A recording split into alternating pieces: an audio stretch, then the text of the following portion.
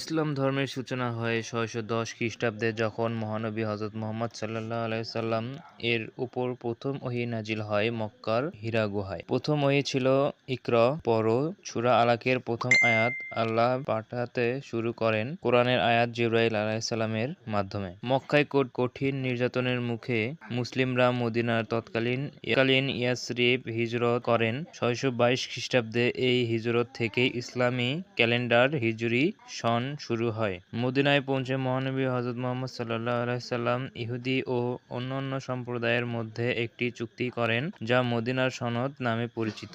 এটি ছিল ইতিহাসের প্রথম লিখিত রাষ্ট্রীয় সংবিধান। ইসলামের প্রথম যুদ্ধ হল বদরের যুদ্ধ ৬২৪ খ্রিস্টাব্দ। এতে মুসলমানরা তুলনামূলকভাবে কম সংখ্যক হয়েও বিজয় লাভ করেন। অষ্টম হিজরীতে ৬৩০ খ্রিস্টাব্দে কোনো রক্তপাত ছাড়াই মহানবী সাল্লাল্লাহু আলাইহি সাল্লাম মক্কা বিজয় করেন এবং কাবাঘরকে মূর্তিমুক্ত করেন। হযরত মুহাম্মদ সাল্লাল্লাহু আলাইহি সাল্লামের মৃত্যুর ৬৩২ খ্রিস্টাব্দ পরে খলিফাদের শাসনামলে ইসলাম মক্কা মদিনা ছাড়িয়ে সিরিয়া, মিশর, ইরাক, পারস্য এবং উত্তর আফ্রিকা পর্যন্ত ছড়িয়ে পড়ে। প্রথম চার খুলাফায়ে রাশিদিন হলেন আবু বকর রাদিয়াল্লাহু তাআলা আনহু, উমর ইবনুল খাত্তাব রাদিয়াল্লাহু তাআলা আনহু, উসমান ইবনে আফফান রাদিয়াল্লাহু তাআলা আনহু, আলী ইবনে আবু তালিব রাদিয়াল্লাহু তাআলা আনহু। হযরত উসমান রাদিয়াল্লাহু তাআলা আনহু এর শাসনামলে কুরআন কারীমকে একটি নির্দিষ্ট রূপে সংকলন করা হয় যাতে